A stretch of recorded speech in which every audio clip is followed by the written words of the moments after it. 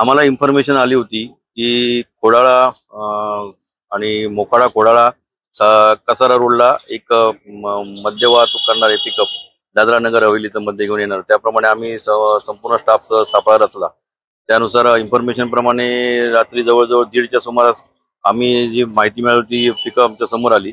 त्याचा आम्ही तपासणी करता हात करून थांबवला असता त्यामध्ये आम्हाला मद्याचे बॉक्स आढळून आले। ती तपासणी केली असता ते मद्य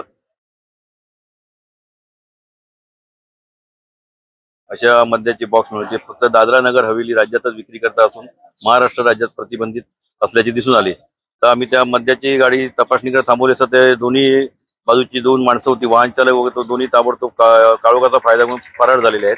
आणि त्या एकूण मद्याची किंमत 23,50,00,000 एवढी असून टोटल मुद्देमालाची किंमत 23,90,000 आहे। आणि याबाबतची कारवाई आणि चौकशी पुढील आम्ही करत आहोत।